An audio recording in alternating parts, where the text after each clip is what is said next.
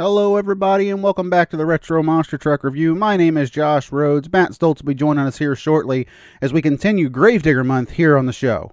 Now the past couple of weeks here on the show we've talked St. Louis 1999 and Dennis Anderson clinching the first points championship for the Gravedigger machine. Winning a points championship though for Dennis Anderson, it meant a lot. I'm not going to take anything away from that. However, there is one day in the history of Gravedigger that we have to talk about, and that is probably the most important day in the history of this 40-year tradition that we have known as the Black and Green Wrecking Machine. I, of course, am talking about January 8th, 1988. We're in St. Paul, Minnesota, and Dennis Anderson's Gravedigger, the Grandma Gravedigger, is here to compete against Bigfoot, the Kong brothers, and the whole 9 yards. I'm not going to lie, folks, this is probably my favorite show that we covered this month here on Gravedigger Month, and I'm really looking forward to bringing it to you. But first, we got to take care of a little bit of business here. Thank you all for the subscriptions on Apple iTunes, the likes, the comments over on our YouTube page, all the subscriptions, and of course, the follows and the downloads on the Spotify, as well as any other major podcasting app. We thank you very much for that. I'm not going to hold you up anymore, though, folks. This is probably the most anticipated show for Gravedigger Month. I'm not going to keep you waiting anymore. St. Paul, Minnesota, 1988, here on the Retro Monster Truck Review.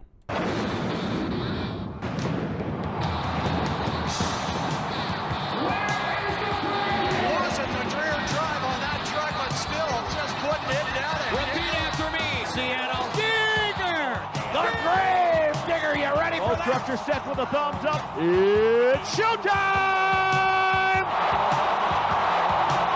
He gets into it. It's just bad. Wild. Awesome. He's cool. He's tough. He's nuts. Because we like him. It's got a swamp in it. Anything for the crowd to scream. Houston! Gravedigger's in the house!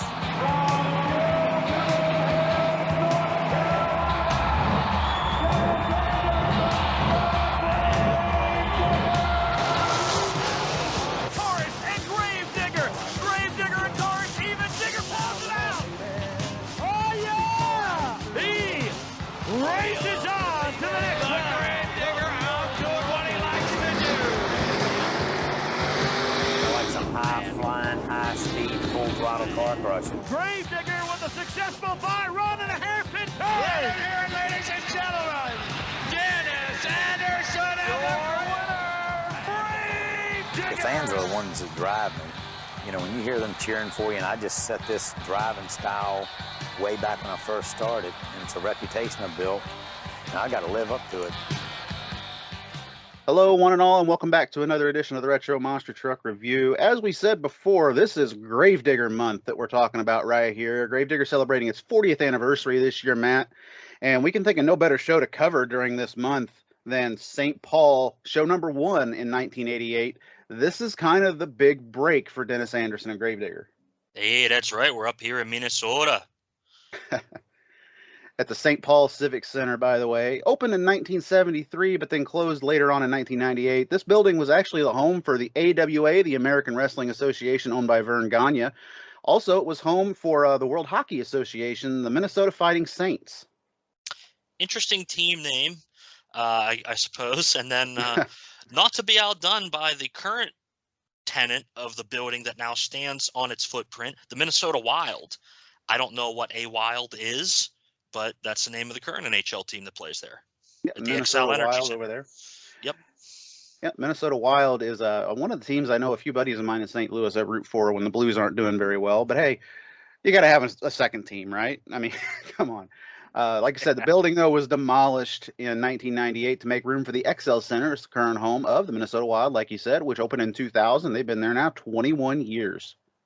Which is interesting because this area here in St. Paul, whereas the Minnesota North Stars played in the Met Center, which was a different arena in that Twin Cities area. So kind of getting some love all around that metropolitan area, the Minneapolis, St. Paul, they're very close to each other and kind of one demographic area. So that's where they built the new arena. And kind of like how you had the Pontiac Silverdome, and then the new arena or the new stadium, Ford Field, is kind of more in downtown Detroit. So a lot of back and forth in those areas with these sports teams. I guess whoever gives them the tax break, that's where they build, right? Hey, it helps. Helps the area, helps it grow, and they've got fresh stadiums every 20 or so years. We move on to monster truck racing, though, here. And I got to tell you, Matt, this is a stacked lineup for St. Paul. And this is a very unique course as well. We'll start with our lineup here. Bigfoot number 4, arguably the winningest monster truck in history at this point, driven by Rich Hoosier. King Kong 3 with Steve Dane behind the wheel. Of course, we've got Dennis Anderson in the Gravedigger, the Grandma Gravedigger. Awesome Kong number 2 with Jeff Dane piloting. Then Gentle Ben with Jim Bowman, Carolina Crusher with Gary Porter, Master of Disaster with Doug Spanier, Barely Tame with Rick Young, Barbarian and Jim Miller, Leadfoot and Ron Dennis, and then we've got Kid Rare rounding out the field here in Madman. Heck of a field for a small arena like this, and this is one of the larger small arenas, if you will. But still, we've got a whole field of monster trucks here, especially here at the beginning of 1988 when shows didn't really have this many trucks very often up to this point. You may have 6, you may have 8. We've got a full field here. Yeah, we've got an incredible field here and a very unique course as well. This is kind of like a little bit reminiscent maybe of Louisville 87, where you've got a hill, you start over the hill, you jump 5 cars, and you've got another small bump, and then you've got to finish over 7 cars. You can compare this as well to maybe Columbus 88 a little bit later in the year as well. I mean, it's a unique style course for these trucks here in the TNT Monster Truck Circuit. Could you imagine nowadays a straight line course in a hockey arena with 4 obstacles? Absolutely not. I don't know how they fit all the stuff into this small arena, but they managed to do it. And it's a very, very tight track, as we'll see throughout the night. The trucks are going to be thrown up into the air a lot, which kind of kills the forward momentum of the trucks and allows so many of these obstacles to be out there because the trucks never get that much speed in theory. Yeah, it's a driver's course, to be perfectly honest with you. We got really big, heavy monster trucks at this point in 88. Like I said, very early in 88. The show date was January 8th of 1988. This is before the point series starts. This is essentially just a bunch of show trucks maybe at this point. That's not necessarily the start of the race truck evolution. For the most part, you're right. I mean, we don't have any real purebred race trucks here. One could argue that Bigfoot 4 is the most advanced truck in the field because it was just so robust and had gone through a little bit of evolution by this point, not a lot, but it's got the new 88 body. You know, they've been working on it since they debuted it, but it wasn't built as a race truck. It was just built to be tougher than the Stage 1 trucks at the time when it was built. So Mad Dog at this point, really the only truck specifically built for racing. They're not here. So as you said, we've got a lot of show trucks, car crushers going to be going up head to head against each other. Yep, and the leader of that probably as far as the car crushing brigade is that heavy Gravedigger truck in the background. We're going to start this show off, though, with Dave Grimm welcoming us to a cold, snowy St. Paul where it is currently 10 below zero. Makes you wonder just how warm they could get it inside this place in 1988. Some things never change, huh? Seems like they always book these coldest shows at the coldest time of the year. So, you know, we can't do this Minnesota show at the end of March. We've got to do it the first week of January when it's 10 below outside. And the following year in 89, we would get our hero, Dick Leake, standing out in front of the sign with, what was it, 2, 3 below zero, something like that, at the St. Paul Civic Center for the 89 version of Power Tracks. So always cold. We've covered the 97 event from Des Moines, Iowa here on the show. What was it? 50 below zero with the wind chill. So who knows what the wind chill is here, but we know it's actually 10 below in terms of air temperature. And inside, I'd say it's maybe a little bit warmer, hopefully at least comfortable for these folks. The crowd doesn't seem too bundled up. Yeah, crowd doesn't seem too bundled up at all. There's also a pretty big crowd here inside the Civic Center for Monster Truck Racing as we go into our qualifying highlights. Even in 1988, though, I think your argument for Bigfoot 4 being the winningest monster truck to be ever built at this point could be stated as we see this qualifying run right here. Bigfoot actually has fresh cars to go over, which could be a major disadvantage for Rich Hoosier. And we kind of see that in this time. It's going to go at 10.37 on this course. Dave explains that there are 7 Bigfoots to the crowd here, but Rich is going to go over this hill, and it's really tight course. Honestly, he does a very smooth, conservative run, barely a length of a truck between the hill and the cars. That's how tight this arena is. All right, Bigfoot, the monster truck, the number 1 monster truck in the world today. There are 7 Bigfoots, ladies and gentlemen. Bob Chandler, the owner of Bigfoot, is here tonight at the St. Paul Civic Center. Rich Hoosier is doing the driving. Here he comes. Rich Hoosier going up Bigfoot. There he goes. He's coming down. Now he's headed a little mound of dirt. This is really something, monster truck. you can see, he got over pretty fast. It's really impressive to see how much the truck bounces around here on this first hit.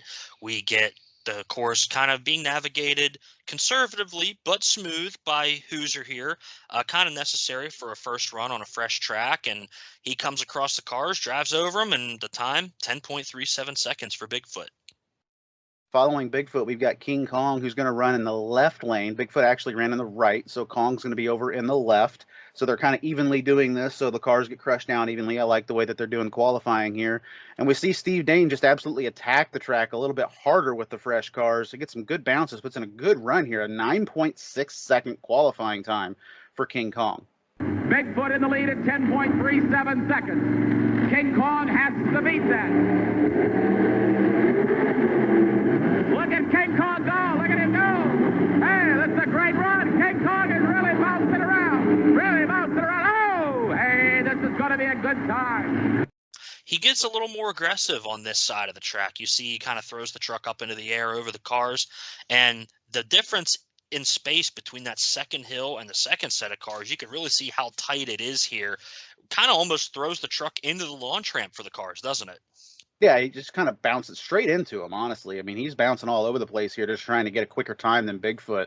And that's kind of a theme throughout this show, by the way. You see these guys getting faster and faster, and a lot of these guys, not just a certain black and green truck, but a lot of these guys are wanting to, they'll say in their interviews, hey, we want to beat Bigfoot here tonight. Well, Bigfoot is the king at this point. You know, there's the truck that they're using on the marquee. Bigfoot's coming to St. Paul as part of the Monster Truck Challenge, or the Monster Truck Winter Nationals, they're calling it at this point. So, you know what, though? This truck, Gravedigger, out of Chesapeake, Virginia, already growing a fan base and very much organically in a grassroots type of deal, because at this point, Dennis has not been on TV much. Up to this point, couple shows in the Astrodome. I don't even know if he got a TV run where he actually finished, but he's growing his fan base through these local shows. He's impressing people, and that's where this lore of Gravedigger is really starting out. And Dave already announces to the crowd as Dennis pulls out for qualifying that he's one of the most famous trucks in America today, despite the lack of TV time. Yeah, get your cameras out, everybody. This is a once-in-a-lifetime thrill, according to Dave Grimm. Dennis is going to mash the gas this whole run, and he's never going to let off. And, Matt, this is probably one of the earliest and most highlighted video pieces of the Grandma Gravedigger truck that people have pretty much seen millions of times by this point. It's a wheelie run. It's probably the original wheelie run in monster truck history, to be perfectly honest with you.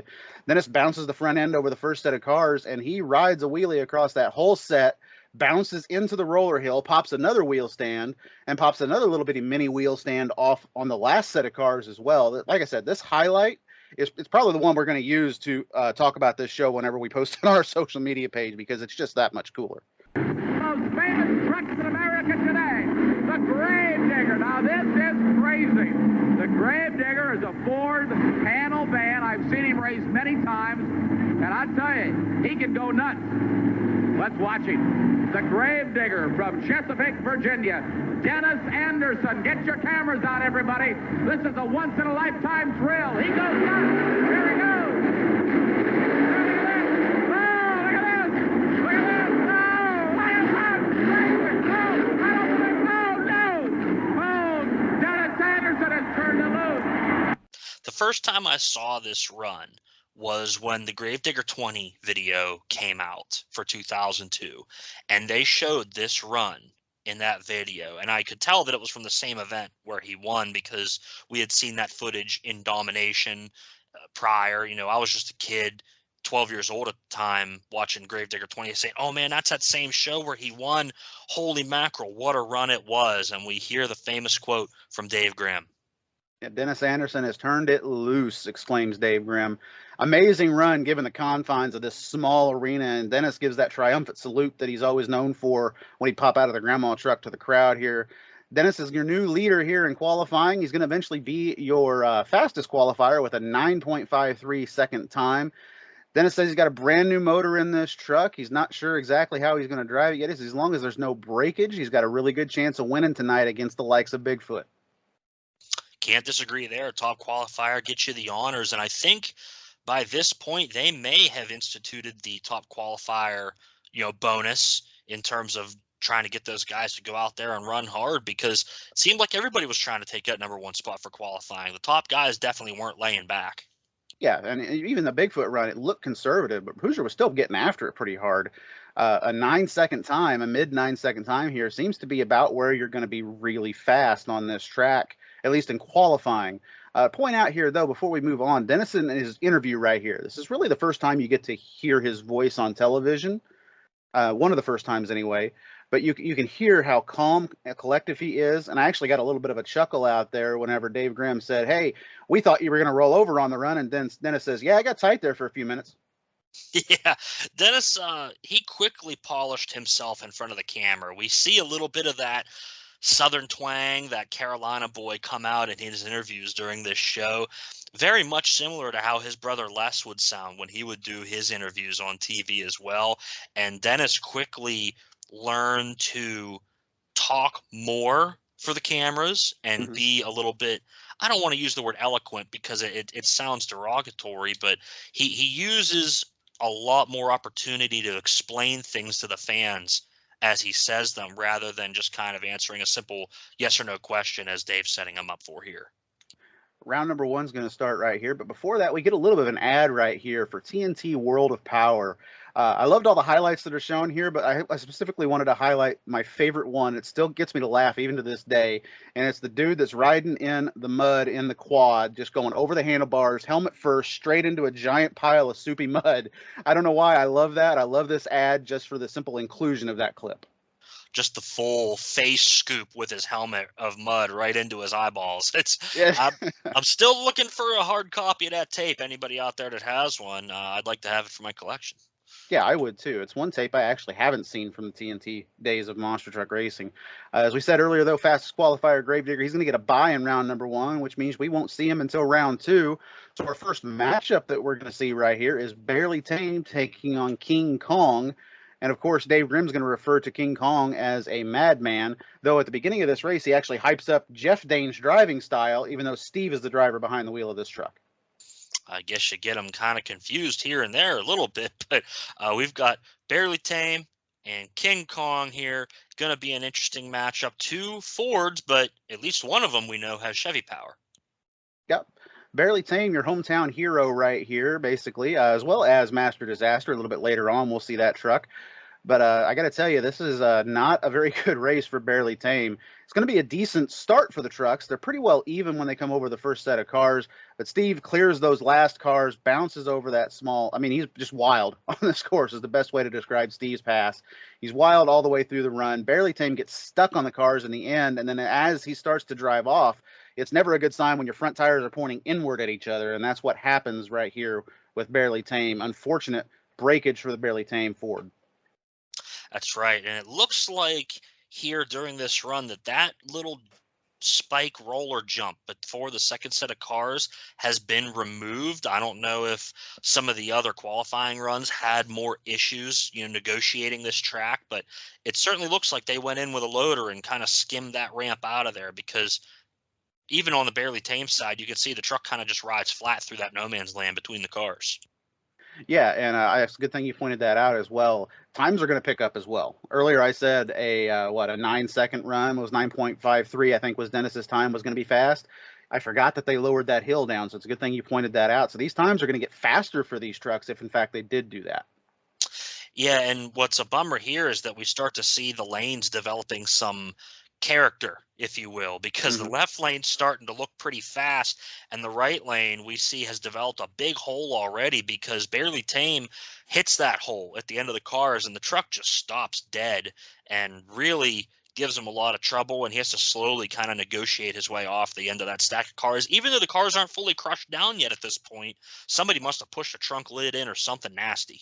Yeah, something had to have happened in qualifying to cause that hole to develop right there. Dave says we're going to need a loader or a forklift to get him off the track. Even though he's driving off the cars nice and slow, he's still going to have trouble getting back to the pits there. Tough break for the Barely Tame Ford. However, King Kong looking really good over there in that lane. Gentle Ben going to be up next, taking on Master of Disaster here. Doug Spanion is listed as the driver here. Name spelled wrong, but is said correctly by our mysterious narrator. Yeah. So I'm not sure if it's one of our wonderful Bill Lineberger production um, typos, if you will, or what the deal is. I think even maybe Dave Grimm says it as Doug Spanion. So I'm thinking that maybe that R on the driver info sheet maybe curled around a little too far, and he read it as Spanion, and Dave Grimm probably announced it the same way. So, but they kind of got it figured out by the time that they went to do the post production with the voiceover. So, we see it a lot here with these Lineberger produced shows that were on the early Power Tracks episodes. A lot of interesting spellings of names, which was common back in the 80s, not just here, but on ESPN shows. And we may get some more of those by the end of the show. Yeah, we probably will. It's just early or late '88 production quality that we have right here. Keep that in mind too when we grade this episode later. But Doug Spanier is going to get the win right here. Master Disaster has a great hole shot, a pretty smooth run, takes the win by about 2 truck lengths over Gentle Ben. Honestly, Gentle Ben at this point still show truck. It's not really. I don't think Gentle Ben ever gets made into a really competitive race truck. No, not really. It's riding on the 73s. It's a really good car crusher, puts on a good show, but not quite so fit out for racing. Where in the other lane, Doug Spanier is trying to kind of be on the forefront of that racing technology. We already see that this truck, even with the old square body Chevy on it, has a drop V truss with 4-link suspension. So he's got the good ideas, and it's just going to be a matter of time before the truck becomes powerful enough to really compete with some of these other race trucks. It's very true. Wheelbase on Master Disaster looks short for the body, but I think that's by design with the way he's got the suspension set up. The truck looks real short. The body's a little bit longer. But hey, it's getting the job done right here against Gentle Ben at least, and we'll see Doug Spanier in the next round. Next race, though, these two trucks actually are fairly close to each other on the map. Bigfoot from the St. Louis area, Barbarian from Nokomis, Illinois, just down the road from me. No monster truck race is complete with it unless you have the world champion, and that's what TNT has brought here. A very interesting statement made by Dave Grimm. However, arguably, Matt, you could claim this for Bigfoot. This is probably the truck with the biggest win column out there. There's really not many L's in the category for Bigfoot at this point in '88. Not at this point. Really, you're talking about very few heads-up victories for anybody in the competition. Excalibur's got a couple wins, and maybe some of the other people on televised shows. But when it comes to television, for the most part, at least if the truck finishes, Bigfoot's probably your winner. Yeah, I mean, you could say Crimson Crusher got a victory over Bigfoot in like late '87. I want to say it was an Ohio race. We covered it on this show. I can't think of it off the top of my head, but we had that unbelievable call as the front end collapsed out from underneath Crimson Crusher. But other than that, I don't remember seeing Bigfoot lose on many of these early TNT broadcasts. Yeah, it was the top truck for sure. And as Dave said, the world champion. There's no legitimate world champion at this point, but it's mostly just marketing. But Bigfoot's certainly the most successful truck in terms of the very young world of monster truck racing. Take note of the way the Hoosier lining up here. He's got a neck brace on, a helmet with no goggles. His right arm or his left arm, excuse me, is completely exposed. He's wearing a Bigfoot crew shirt to drive in, and he's got his head and left arm hanging out the window. It's also real early for the MTRA. They're kind of figuring out what they want to do for safety requirements. And I'm not sure if the RII had even been developed yet by this point.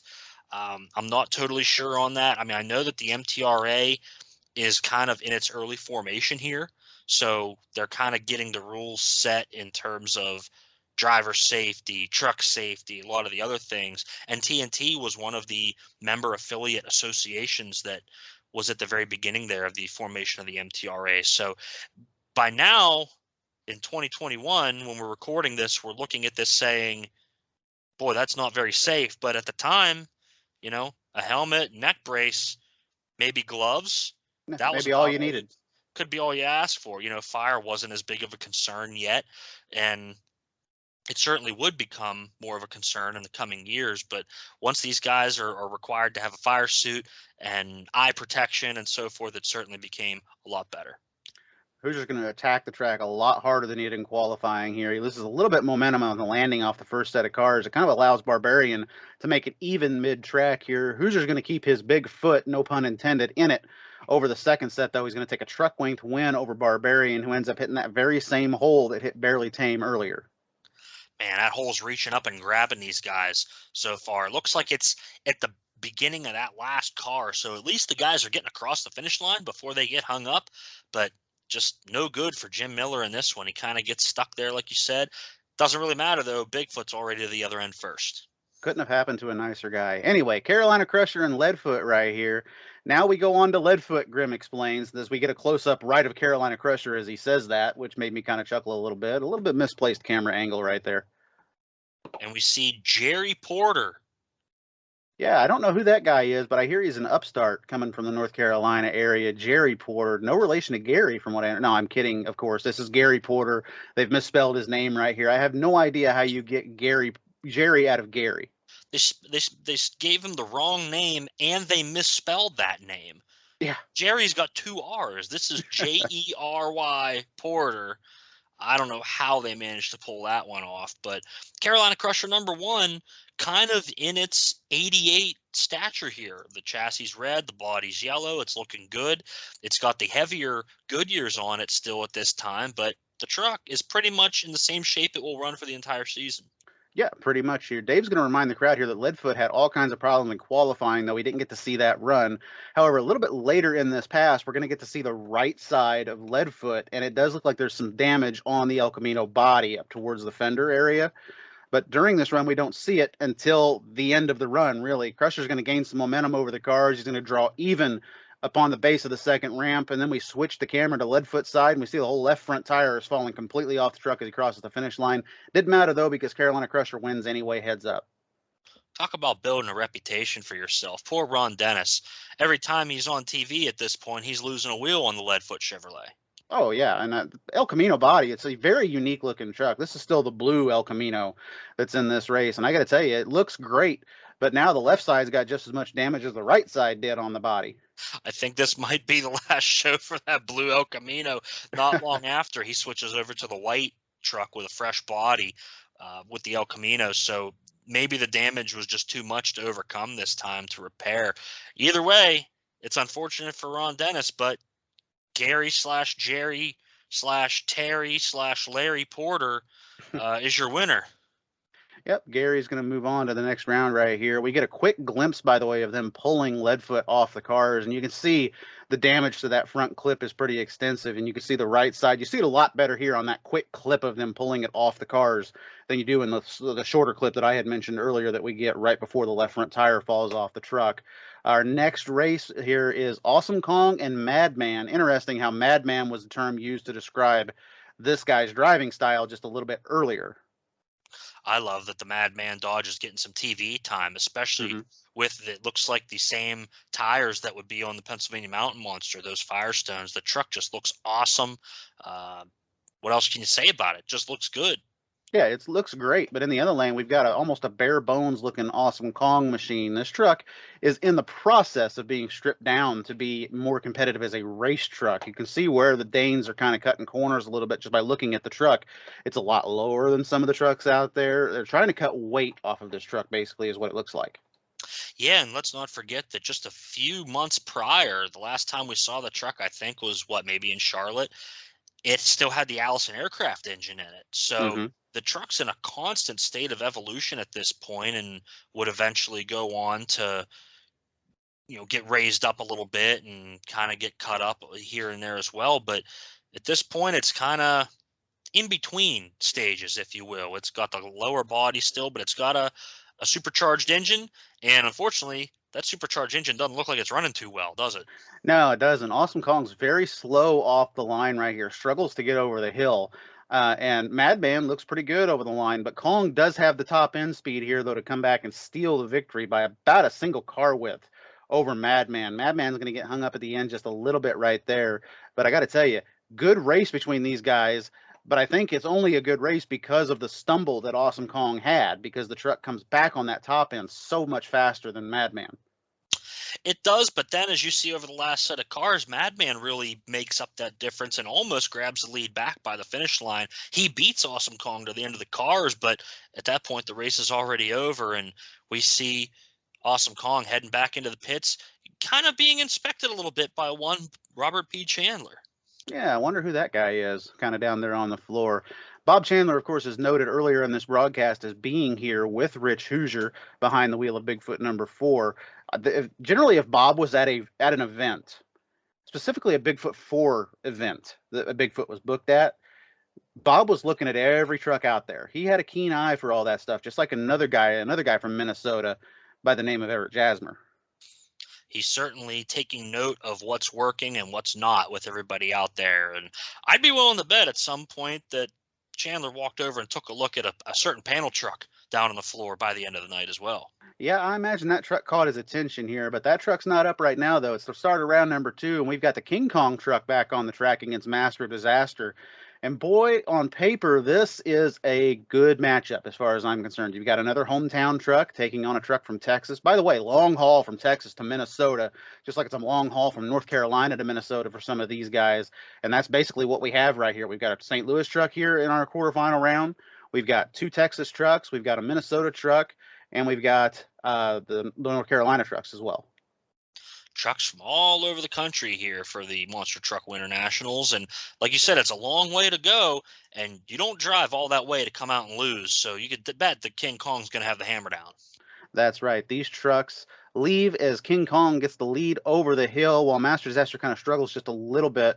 Both trucks are going to send it pretty hard over the last set of cars. Kong actually clears the first set of cars with the front end, by the way. I forgot to point that out. Kong clears the front set. The truck launches to the left on those cars, somehow bounces and maintains a straight path to the last set of cars. It's a wild, wild looking pass here for King Kong.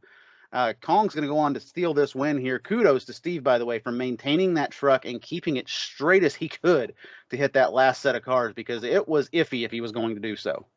He kind of bounced into the quad jump a little bit there. As you see, he comes off the first set of cars, and that kind of deflects him back into his lane a little bit to get set up for that second set. And he holds on. I'm not sure how much driver input was involved, but it sure looked good.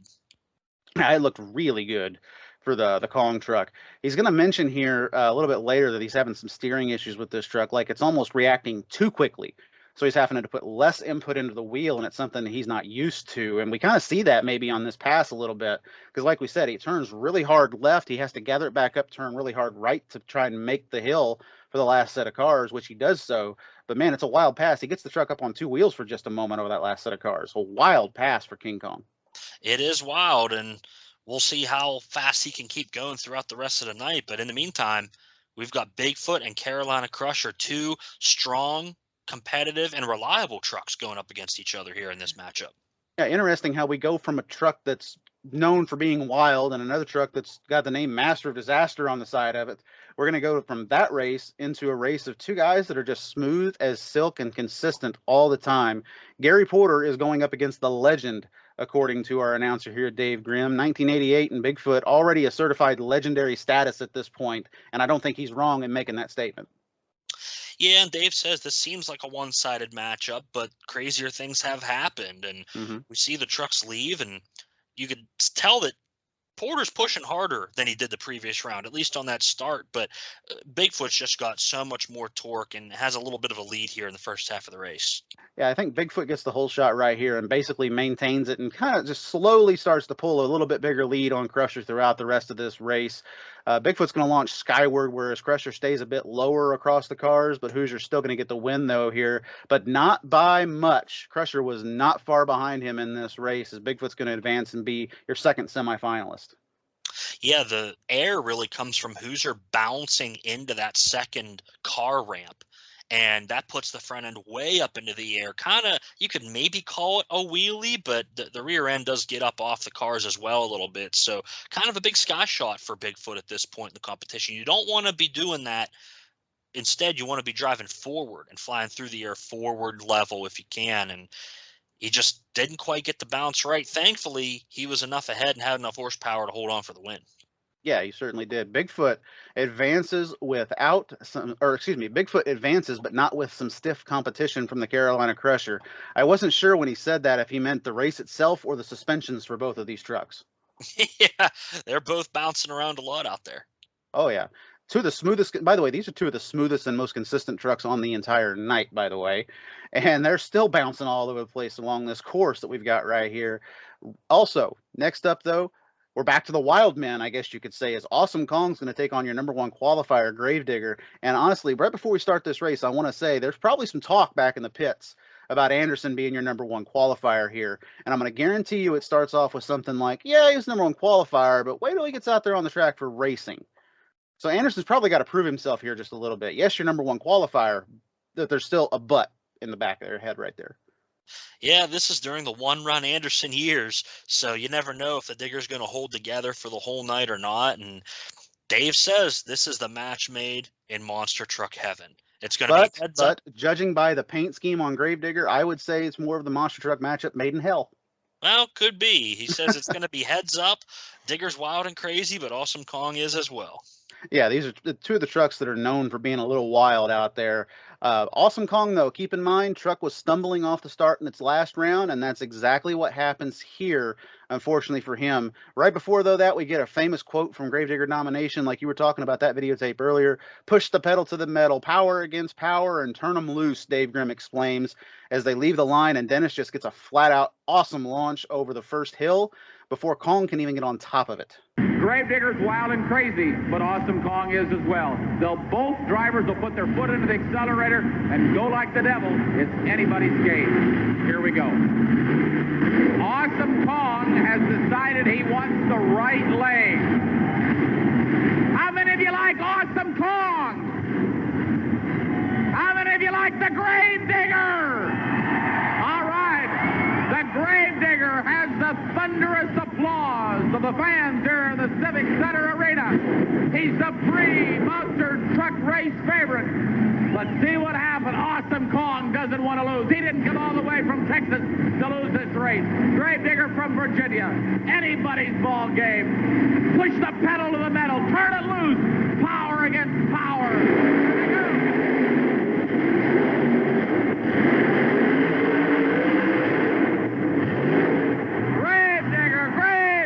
Gravedigger. Hands down. No question about it.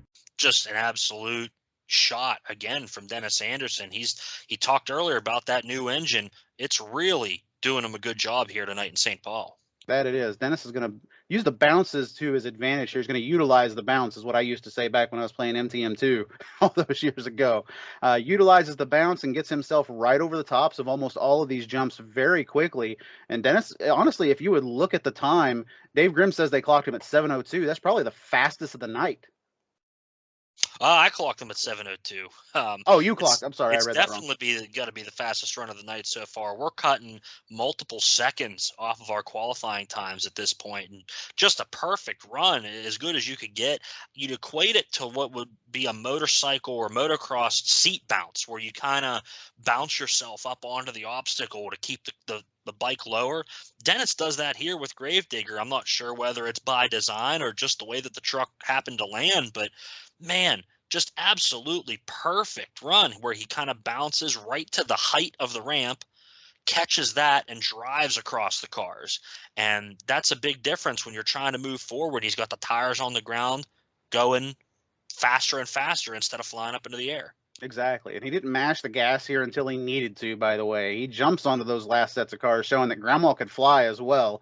And it's, of course, right here at that point, we hear the old famous Gravedigger call from Dave Grimm. Love that call, by the way. Dave Grimm was on it right there. Awesome Kong's actually going to turn off the final set of cars and turn back to the pits after he lost this race. And Dave Grimm over the microphone says, Awesome Kong just gives up.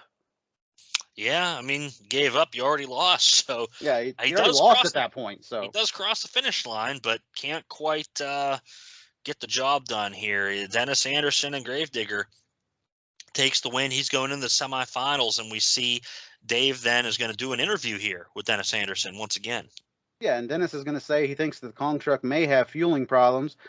He explains why he has an engine in the rear, which prompted a question prompted by Dave. Dennis also then says he thinks that he's going to move the motor a little farther forward now. He did it in the back originally to keep the truck from nosediving, Now it's kind of popping wheelies on him, so maybe he's wanting to move the motor a little farther forward. So it's interesting here that they're already talking about moving the motor forward in these trucks in '88, from the rear motor standpoint. It's not going to be until years later that we finally find that sweet spot of where to put the motor, which is basically as low and as centered as you possibly can in the truck. But here, Dennis's rear engine truck, he's already thinking ahead 20 years at this point by moving the motor forward. Yeah, and even before we get to that point in the interview, Dennis comes out with the helmet on and he starts talking. He tells Dave that he really needs to win tonight. He's got some big, heavy-duty bills that need paid.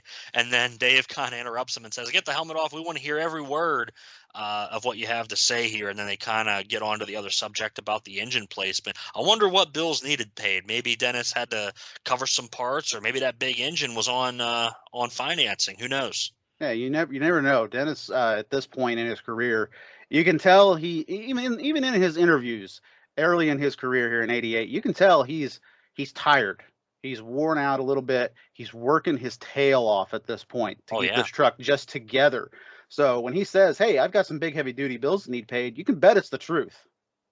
Oh, it's definitely the truth. And Dennis needs the prize money to get that truck to the next show, the next week, and even maybe to make the show the next night. He's got to get this thing to a point where he can get it consistent, but still be fast enough to compete and win the money and go on to the next race. So he's pushing it hard. He's out there trying to, make his living racing monster trucks. That's what he's doing. And so far tonight, he's doing a heck of a job of it. Yeah. Hey, you've won your first round, or you qualified number one. You've won your next matchup over one of the top trucks that people would consider in the country. This is Awesome Kong. This is the truck that had an Allison Aircraft engine in it. It's the truck that was in the finals of the Battle of the Monster Trucks all those years ago on a big television broadcast. And now here you're on TV beating that truck. It may look a little different. You're still beating that truck, though. So Dennis is beating one of what people would consider one of the top trucks in the country, moving to the semifinals to take on the top truck in the country. But before that, though, we've got Carolina Crusher versus King Kong. It's Final Four you probably expected, to be honest with you. Carolina Crusher, King Kong, Bigfoot, and Gravedigger. Well, in terms of what we saw in qualifying, I would say that's for sure. We've got the three trucks we saw on the highlight reel, and then I'm sure Carolina Crusher was not far behind. So we've got the King Kong 3, Carolina Crusher, first matchup of the semifinals, and Kong gets a great launch, kind of similar to Digger in that previous race. And we got a lot of camera cuts during this run. We kind of get the trucks together over that first hill and then an opposing shot down low. And I love this camera shot. Yeah, I love the low camera shots that we had back in the late 80s, early 90s from these trucks. It made them look spectacular. And this is no exception right here with this shot that we get of the Kong truck here. Kong's going to get a lot of air over that first set of cars. He's bouncing onto the last car and continuing to bounce through no man's land and into the last set. The tail slaps hard left, then hard right. Steve has to work this truck throughout this entire pass right here. As this happens, though, Porter's gaining steam. He's coming on strong, but Kong's going to cross the finish line about 2 widths ahead of Gary Porter right here. Another wild run from a Kong truck. What'd you expect, though? Boy, a wild run for sure. And I can't imagine what Steve's going through up in the cab. He may have knocked his head once or twice against the roll bars because the truck was just totally out of control. And somehow, through all of that, he managed to keep the truck going straight and get up onto the cars. I don't know if the 2-and-2 rule existed here yet, but it's still a legal run. He kind of rode the 2 side tires up onto that last ramp, but the tires were over the cars. So perfectly legal run. And it's amazing that he was able to hang on, especially with Gary Porter and Carolina Crusher with a head of steam there at the finish. Kong won this in the first third of the race. Yeah, he certainly did, because the last third of it was when Gary Porter was coming on strong. Steve's going to be interviewed right here, and he says, hey, we took 3 weeks off in December. We rebuilt the truck. Steering's not quite right yet. Like I said, it's turning a little too responsive for him. But main thing he wants to do tonight is he wants to beat Bigfoot and make his parents proud. Yeah, it seems like all the big people were here for this race in St. Paul. We got Bob Chandler. We've got Steve Dane's parents. Everybody that matters to all the competitors, are all here to watch this event. And you could tell that the guys are pushing as hard as they can. Speaking of pushing it as hard as you can, Matt, this is probably the race that has been the most highlighted since it happened in the history of the Gravedigger truck, as well as the history of Bigfoot, because Bigfoot gets notoriety from this as well, because at this point it is, as we've said throughout this show, this is the truck that has won probably 93% of the races that it's competed in. And probably 100% of the matches that you've seen on television to this point, Bigfoot has won. Yeah, you've got Bigfoot, the current self-proclaimed king of the monster trucks, and we've got Gravedigger, an upstart but wild performer from the Eastern Seaboard out there in Virginia that's been gaining fans at every event. And Dave kind of builds up the similarities but the differences between these trucks, with Gravedigger being a 1951 Ford, Bigfoot's a 1988 Ford. Gravedigger's got that big engine. Anything goes. Yeah, anything goes right here. There's a small shot right here that is, to me, as a fan of the sport as much as I am anyway, kind of gives you a little bit of goosebumps, honestly. And it's Bigfoot's just sitting at the line, and then right behind him, you see Dennis going to line up, driving right behind Bigfoot. Before this race starts, Digger is obviously in the shadow of this blue Ford, and this little clip of him just lining up behind him and pulling to the line is a perfect eclipse of that, and shows the fact that, hey, Dennis is kind of in this truck's shadow at this point. Am I reading too much into this? Probably. But to me, that's a perfect example of this rivalry at this point. But Digger's kind of in the shadow, just like many other trucks. It is a good example. And one thing that may be worth mentioning here, the previous round, the red headlights are on the Gravedigger. I don't see the red headlights turned on for this run. Hey, maybe not 100%. If Army Armstrong was here, that's what he'd be saying over the microphone. But I got to tell you, though, Hoosier's going to get the jump here on the Gravedigger onto the cars. But Digger's going to build a lead off the cars. Dennis bouncing smoother, Bigfoot pushing it a little bit harder. Hoosier puts the accelerator absolutely through the floorboard here for the final jump, Matt. And I got to tell you, it's one of the hardest hits you're going to see from an early Bigfoot truck at the finish line here. He's going to land hard on that hole that we had been talking about earlier, and the truck's going to bounce extremely hard towards the left side. And man, Hoosier, he's already hanging out the left side window. I can't imagine how much of an impact that is on him leaning out the window at this point. Digger obviously on the cars and drives straight to the finish line here. It's anybody's guess as to who really won the race. All right, here we go. Gravedigger against Bigfoot. Rich Hoosier against Dennis Anderson. Dennis Anderson with a 1951 Ford. Bigfoot with a 1988 Ford. New against old. But I tell you, Gravedigger's got a supercharged engine in the back of that 1951 Ford panel van. Anything goes. Here comes Bigfoot. They're on it. Look at Gravedigger. Look at Bigfoot. Look at him go. Look at him go.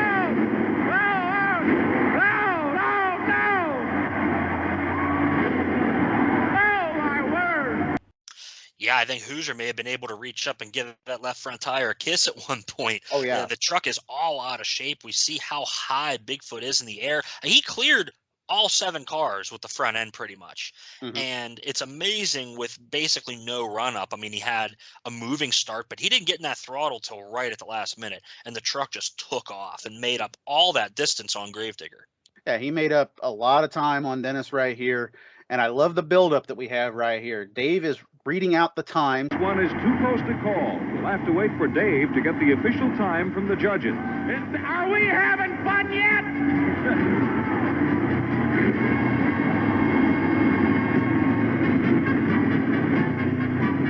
All right, ladies and gentlemen, listen to this. Listen to this.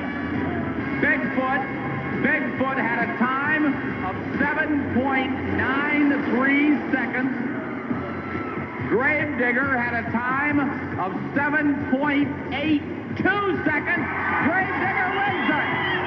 And Dennis Anderson, congratulations. I've got to ask you, is this the first time you've ever beaten Bigfoot?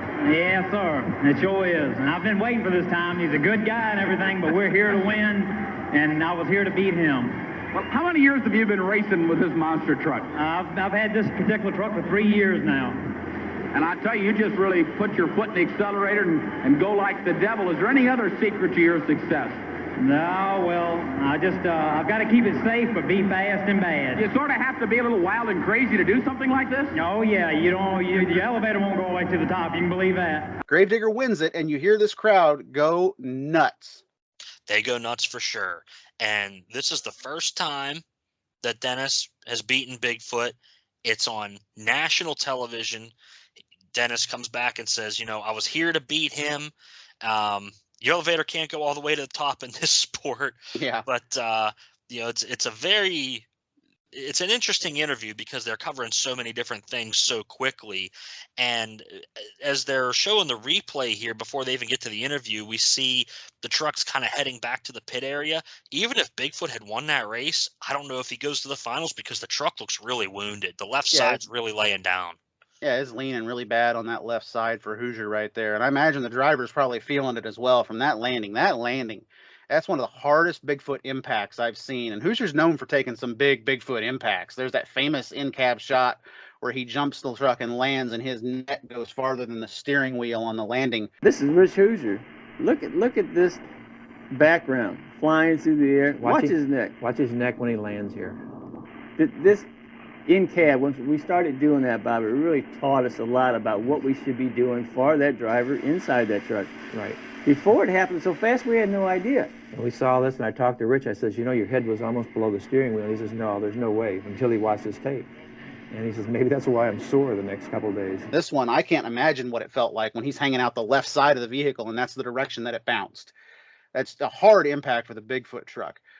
But to move on here and continue this conversation, arguably, Matt, I would consider this win over Bigfoot bigger than if Dennis goes on to win the final round. Yeah, I mean, this is what you show up to do. You show up to try to beat Bigfoot, and Dennis does it here.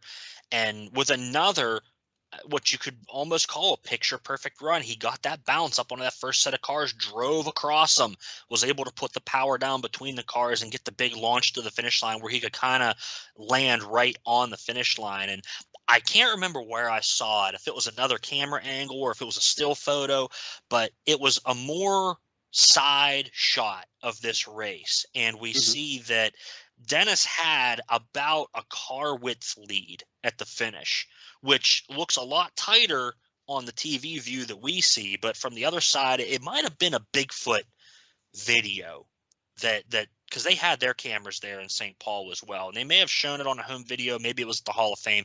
I can't remember where I saw it, but the margin of victory was a lot more clear right from the side at the finish line there.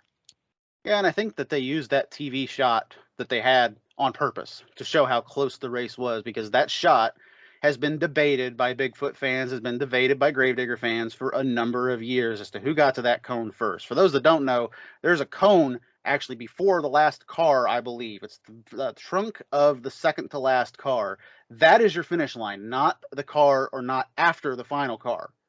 So the finish line is where Dennis's tire lands. Bigfoot bounces off the cars first, but on this particular track, the finish is that cone, and that's exactly where Digger's front tires landed. Whereas Bigfoot, you could hardly tell on this camera angle where Bigfoot's tires are because Hoosier's 20 feet in the air. Yeah, we see the finish line kind of running across the track here on the chalk line, and then the cone is there. It's at the end of the fifth car, and we've got the shot here. I have my shot paused where Dennis is right at the gap between the cars, and even in this, you can see, in my opinion, that Bigfoot is further behind. His tires are about over top of the gap in the car before that.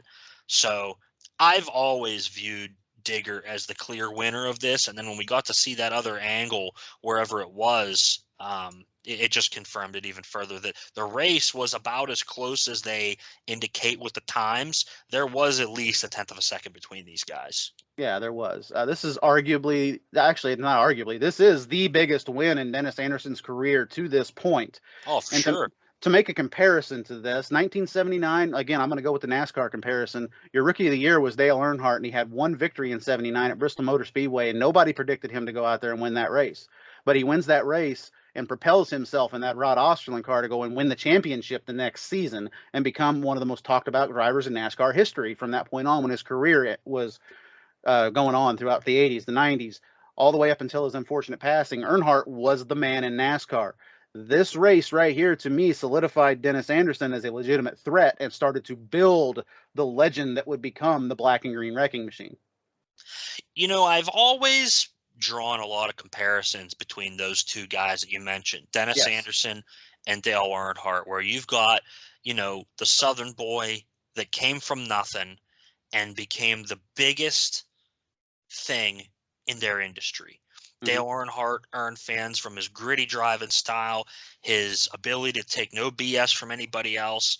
And Dennis Anderson is not dissimilar in that fashion. A lot of people have drawn the line between those two guys. There's a lot of crossover in their fan bases too, of course. yeah. And the iconic look as well. You've got the black vehicle. It's intimidating. And Dennis always said, I'm a good guy in a bad truck.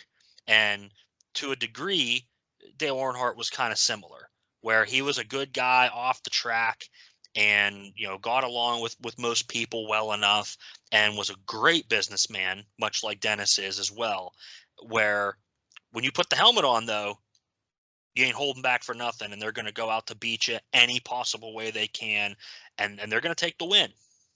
Yeah, and that's exactly what we got right here.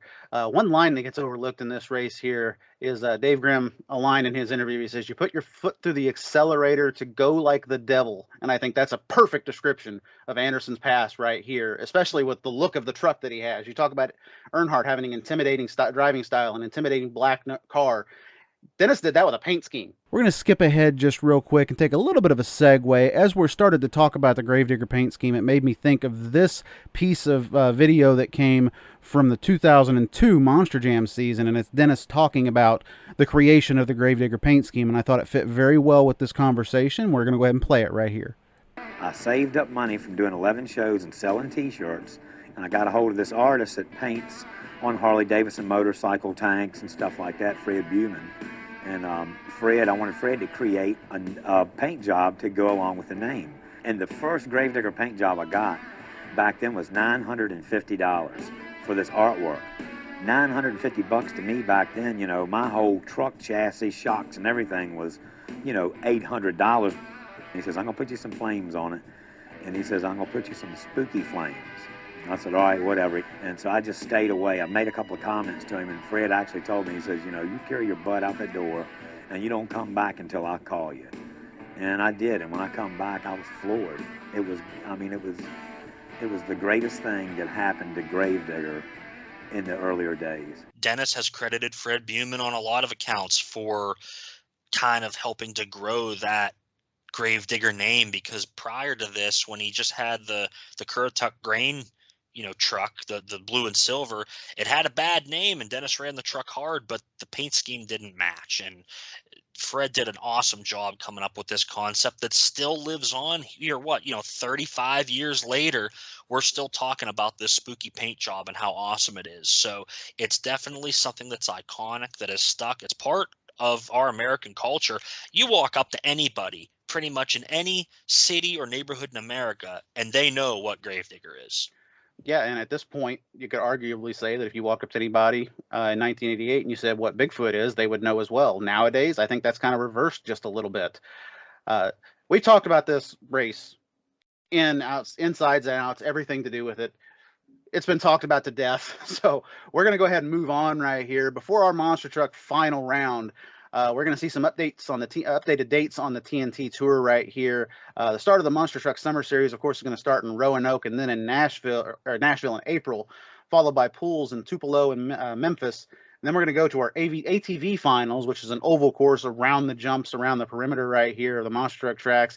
By this point, Quad Racing had accompanied and saluted three-wheelers as the main ATV choice due to the danger associated with, four-wheelers maintained as your number one ATV choice instead of three-wheelers. My bad, read that wrong.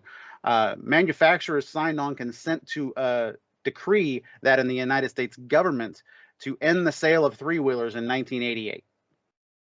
Yeah, the safety people were really getting on the case of these manufacturers. The three-wheeled ATVs were built primarily to be a farm implement and kind of help farmers get around their property, and they of course turned into what they turned into in the 80s, which was a recreational style vehicle, and a lot of people started getting hurt.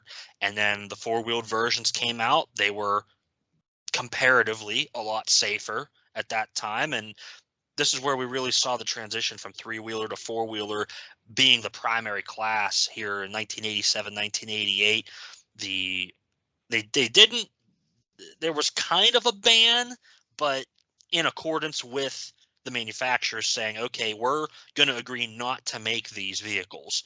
And I believe it was a 30-year agreement, which legally companies can make a three-wheeled ATV again. It's just nobody chooses to. But I find it interesting just that how many of these indoor TNT races featured quad racing this early on. They did it at a lot of different shows. Yeah, in St. Paul, not one of those shows that was without quad racing. They had to have some kind of filler, because honestly, if you look at the track right here, this is 100% monster truck racing that's selling this crowd right here, which is usually accompanied with pulling. So they had to have some sort of side act for the monster trucks as well. So this could be one of the first instances that we saw ATV racing going alongside monster trucks. Yeah, we saw it a lot, in those late 87 shows that were televised as well. They did it in Charlotte, and the monster truck centric shows that didn't have pulling at them, like you said, they had to have a side act. And I mean, we love Go-Go the Gorilla here on the Retro Monster Truck Review, but he can only do so much as a one-man show. So you got to have something else in there to help fill the time. That's very true. And now our time has come, though. We are down to the final round here in St. Paul of 88. We've got Gravedigger, the upstart, taking on King Kong, another Kong brother, by the way. Dennis has not had an easy road in this bracket at all, by the way. He qualified number 1.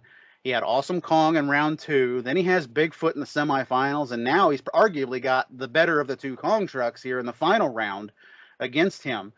King Kong, though, also didn't really have any slouches in his passes as well. I mean, you go back and you look at first round with King Kong, we've got Barely Tame, which broke in the first round, but still was a very competitive race. You go into the next round, he's got Master of Disaster, Doug Spanier, hometown guy, not going to cut him any slouch. Then you cut down to your your final round, and you've got Dennis Anderson's Gravedigger with him. I mean, neither truck have had easy matchups all night long, is my point I'm trying to make. Yeah, both had to earn their way here for sure. And we go to the finals, we see the trucks lining up, and we've got those horns that pop in every now and then on the Power Tracks episodes playing as well, that they kind of set the stage for the final.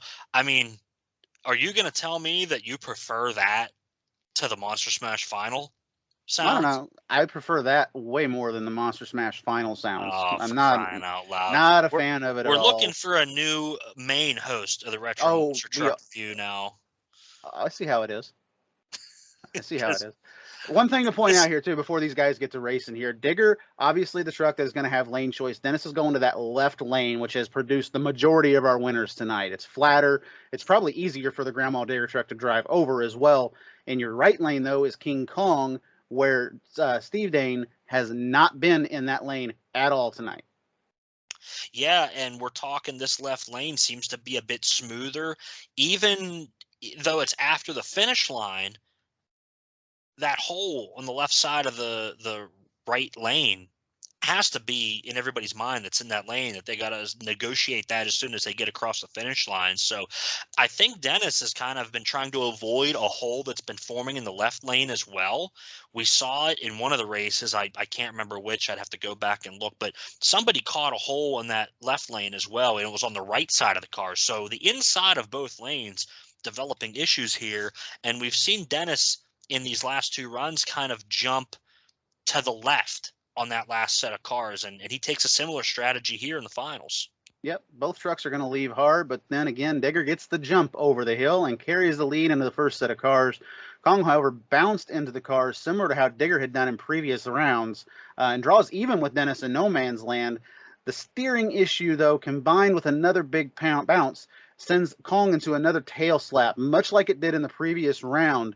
And this time, though, it just cuts the momentum of the truck completely off. It doesn't propel him forward like it did in the previous round. They are even to the last jump. And then when Kong hits that jump, it's just like he hit a brick wall compared to Dennis, who is just going forward over those cars. Anderson sails across the line to take his first big major television win. And honestly, in an event where you go out and you beat Bigfoot in the semifinal round, if you don't go and win the finals, people might still go back and look at it and go, yeah, but Dennis puts the yeah butters right in their place by going and taking this final round win here on national television against the Kong brothers and Bigfoot. It'll be King Kong going against the Gravedigger. This is going to be a battle to the finish.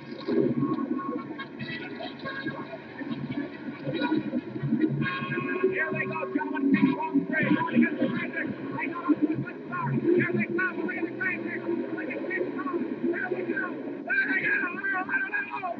All right. All right, Rick. What do you think, Rich? Good race. Yeah, well, real good. Everybody's running a lot harder to get to the finish line. I think they're trying to say I wouldn't say at the finish line, but I ran out there. I tell you, he's a real crowd favorite, no question about it. We're going to get the times here in just a moment.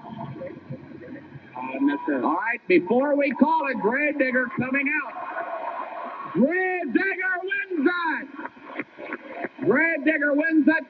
King Kong, number 3, comes in number 2. And I tell you, Bob Chandler and Rich Hoosier, what would you like to say to the winner of Gravedigger? Congratulations. You ran a good race. All right, Bob, that was a hell of a run. No question about it. Coming from the guys with Bigfoot, that's a real compliment, ladies and gentlemen. Let's give him another round of applause all the way from Chesapeake, Virginia. Your winner, Dennis Anderson and Gravedigger. And he beat the folks that he had to beat. It's not like he had an easy road and got lucky on one run. Dennis was continuously the fastest driver on the course all night long, from qualifying to the finish. And we saw that the difference here at the line, as you said, Kong loses all the momentum on the second set of cars. He lands short of the finish line. Dennis clears the finish line. You see that forward momentum just completely working in Dennis's favor here. And there's a lot going on here that we don't really hear any warning about. All of a sudden, Rich Hoosier is on the mic with Dave Grimm down on the floor, I guess, trackside, talking to Dave. And he says that it was a good race. And, you know, to say congratulations, he got it done. And Dennis parks up on the cars, and we see that iconic fist pump as he stands out of the big Gravedigger truck. Yeah, the old J.C. Whitney fire suit that he's wearing right there. He's got the fist pump in the air. We also hear Bob Chandler say, that was a hell of a run, about Dennis Anderson's run right there. And I love that they pipe that in there right there. You basically got a guy that created an industry saying, you know what? Kudos to you, son. That was a good run. I love that quote from Bob Chandler right there we get as Dennis is climbing out of the vehicle. And, of course, we get that awesome quote. Dennis Anderson, congratulations. Gotta be, is it the biggest moment of your monster truck career? Yeah, it is. I finally beat Bigfoot, the Kong brothers, the whole 9 yards. That's it. And on top of that, we see the legendary foul play hat worn by Dennis Anderson here at the conclusion of this event. I'm still looking for one. Of course, Chris Mormanis has one. He's probably got a case of them somewhere he's hiding. But I'm still looking for one of those because it's just such a legendary moment in the history of the sport. We see Dennis here in his interview. He gives the quote. He thanks the fans for being here, even this early in his career. Dennis thanking the fans. Maybe not for every nut and bolt on the truck and every shingle on his roof at this point, but he's happy that the fans are there. And Dave kind of closes out the live show aspect on the floor saying Dennis Anderson's your winner. Yeah, and one thing to point out here, King Kong was close, but the Gravedigger put him away, according to our announcer. Show's going to end with Dennis, another famous quote from him. He hits that big grin on his face, thumbs up. All right, I did it. As we close the show out right here. Love it. This whole show was the story of Gravedigger. Honestly, from start to finish, this was Dennis's story on this entire broadcast. Dennis owned this show, and this is where he becomes a star on a national stage. You know, he's making fans at all these events, driving like a madman, putting the truck on the limit, but that's in front of 2,000, 3,000, 5,000 people. We've got presumably hundreds of thousands of people watching this TV broadcast that they all know now who the Gravedigger is, and that Gravedigger's here to take care of business. Yeah, in terms of production value, though, here in 1988, we've got a few misspelled names that could have easily been avoided. We've got people that always poke fun of Dave Grimm's announcing in these early events, especially this one. Always the Gravedigger line gets quoted quite a bit by people. The Gravedigger, Gravedigger, Gravedigger. You know, he's overemphasizing a lot in some of his announcing here. But I want to point out here, too, just to defend Dave a little bit, those people that are poking fun of that announcing that I've heard throughout the years also remember everything that he said. Yes, they do. So there you go. That's something that you need to remember whenever you're kind of poking fun at announcers. I've seen this recently as well from people. It's just something I wanted to touch on at the end of this show. Yeah, Dave Grimm is over the top sometimes, but you remember every word he said. Well, you got to keep in mind that this is also the live event mic that we're getting as our sound feed too. And a live mic on the event host is much different than the crowd you're talking to at home on a television. If you've heard Joe Lowe, if you were lucky enough to hear him, and may God rest his soul, he was awesome on TV. He kind of got it up to a 6 or 7 on the Joe Lowe scale. But when Joe Lowe introduced Gravedigger to a live crowd, oh, he went to 11 out of 10, you know, and that long Gravedigger scream that he would give, you knew that the Black and Green Wrecking Machine was in town, and there was no doubt about it. So you have to look at it as Dave's primarily talking to the live audience, and then they're kind of pumping that into the TV broadcast as well, which I always found it interesting. And I've mentioned it here before as we've talked about these older Power Track shows, how they had the mix of the live event announcer and then dubbed over with a mysterious narrator that we never get his name, I don't think, that is somehow even like less exciting to listen to. Exactly. Because Dave's really getting the crowd worked up, and the announcer just kind of is being very factual and to the point and kind of filling in the gaps. So it's an interesting production. It's, again, very early in this monster truck world on television in terms of competition, and I think the live event, oh, phenomenal. I can't count how many times I wrote down in my notes that this truck wins by a car width. There had to have been at least 4 elimination races that were decided by less than a tire length or a car width. So very, very good racing, in my opinion, throughout the entire bracket here. Yeah, the live event feel actually turned into a big fight feel a lot towards the end of this bracket. As we see Dennis is climbing his way through this bracket. He's beating Bigfoot. He goes out and he beats Kong in the final round. That's when you start to get hyped up, all right? I mean, if you're watching these events, you almost kind of always feel like you're wanting to see a little bit of an underdog story. At this time, Dennis is probably one of the bigger underdogs in this field. Him and Gary Porter, probably the 2 guys that are just on that cusp of breaking out and becoming real stars in this industry. And this just happens to be Dennis's time and Dennis's night to do so here in St. Paul. And again, say what you will about Dave Grimm, his voice is forever tied to the first major victory in Dennis Anderson's racing career, and his voice is what you're going to hear on a lot of these old highlight packages covering Gravedigger and covering this event. Now, we've got to tackle something else about this show, and Adam, Ryan, if you're listening, I'm going to let you present this to your dad because it's something that's bugged me since I was 7 years old. Oh, this should be interesting. This event was not in 1986, as Dennis so often says. He says it was 1986. No, this is January 8th, 1988. Bigfoot has an 88 body already. The air date of the event that we're watching is actually February 29th, 1988. So a quick turnaround for the production, only about 6 weeks, which at that time was very quick. So this show is from 1988. Unfortunately, Dennis's timeline in his head's a little bit off by a couple years here.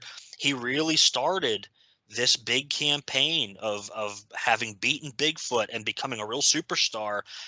It was even faster than a lot of people give him credit for. You know, it's all happening pretty much during this 1988 season where Dennis goes from upstart to superstar.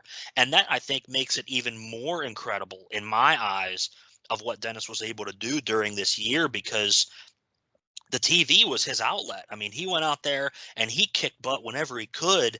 And I'm sure it feels like 3 years for him, but really it was only a matter of 8 months. Yeah, exactly. This show, honestly, is the definition of starting out as an upstart and then working your way as to being one of the top guys in the sport, as far as I'm concerned, for Dennis Anderson. But let's not take anything away from the competitors in this event. Gary Porter shines in this. He takes his truck to the semifinals in typical Porter fashion as well, not pushing the equipment as hard as he possibly can, but still getting to advance some rounds here. Also, don't take anything away from the Kong trucks. They were performing well, with the exception of the stutter from Awesome Kong off the line. That was their only issue on the night, really. And then Rich Hoosier, obviously, take nothing away from that guy for pushing that truck as hard as he did, pushing Bigfoot 4, and that hard landing that we talked about, racing Dennis's Digger. Rich gave it everything he had. They threw everything they could at Gravedigger that night, but it just wasn't enough. No, it wasn't. And in terms of rating this overall package, you know, the story and everything that goes behind it. Obviously, it's off the charts in terms of the importance in monster truck history. The TV production, as we've stated, leaves a little bit to be desired here. Yeah. And if this was a tough tracks event, had this been covered in that format, it may be the highest score ever yet on the Retro Monster Truck Review. But overall, in terms of what we have here to work with, I'm going to give this event a 6.9 out of 10. See, I went a little higher. I went to a 7.5 on this one. I almost wanted to give it an 8, but the misspellings of the names and stuff made me drop it down another half a point. Just production value drops this point down just a little bit. However, the racing product that we see, fabulous. They put so much into that. The stories that they told the stories incredibly well for all of these trucks, not just Gravedigger, but all of these trucks. The story was there for every single one of them. It was, and they do a great job with that, especially as we were talking about the live event. That's something you don't normally get from a live event announcer. So Grimm definitely earning his paycheck on this night, telling the stories well to the live crowd and to us at home by proxy. And, it's just unfortunate that the rudimentary means that they had to make this show at the time is how it ended up being. My score is so much higher if this is in pretty much any other format. Yeah, I agree. My score would have been off the charts as well. Maybe even a 10 out of 10 if they could have just had a little bit more production value, kind of like they did in the later year of 88, early 1989 production value. If they could have had that for this event, off the charts as far as I'm concerned. This was the night, though, that Dennis kind of put an end to that can he do it thing that seemed to follow him around for a little while when he was getting started in the early days of monster truck racing. The man did it on this night, and St. Paul 1988 is forever remembered in the history of monster truck racing as the biggest win for the Gravedigger machine at that point in his career. I'm arguing that Dennis has probably had some bigger wins since then. I mean, the World Finals 5 is probably one that's way up there on his list as well. Winning the championship in 1999 after the St. Louis show that we just talked about here on the Retro Monster Truck Review, that's probably still high up on there as well. Imagine beating Jimmy Cretin at the World Finals is pretty high up there too, as well as beating Tom Mintz in the final round at a World Finals too. It's probably way up there on Dennis's list. But all those highlights, one of the ones that he still talks about and you still see a grin on his face every time he mentions it, is beating Bigfoot in St. Paul of 1988. And folks, next week, I still don't know how, Matt, we're going to be able to tie a Gravedigger into Monster Trucks 2000.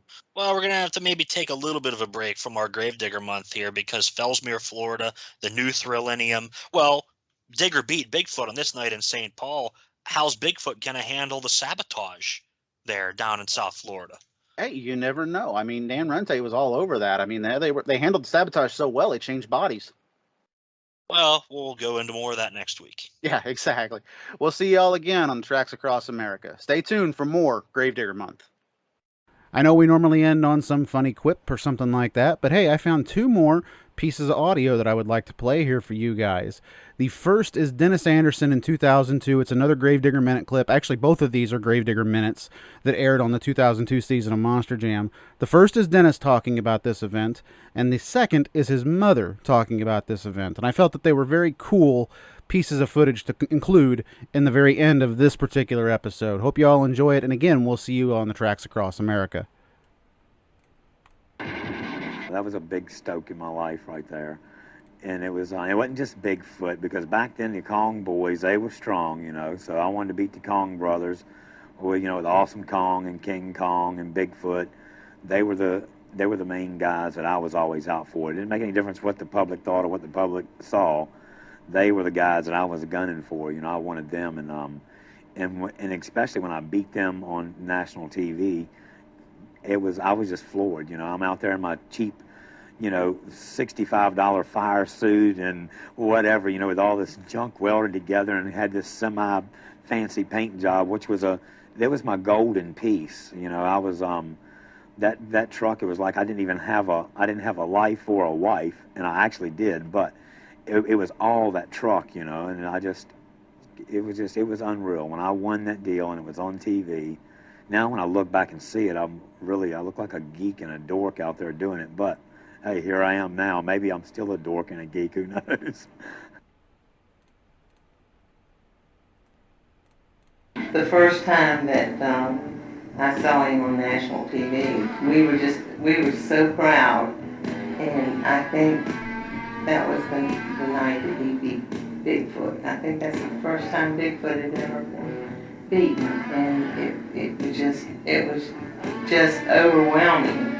We just couldn't imagine Dennis being there. And when I found out that the monster truck race was going to be on television, of course I called everyone that I ever knew to tell them to be sure to watch. I think it's just great that I never in my wildest dream ever thought that Dennis would have so many fans. Now, I just had no idea that this monster truck thing would go so far. Never. We're so proud of him, that he's done so well with it.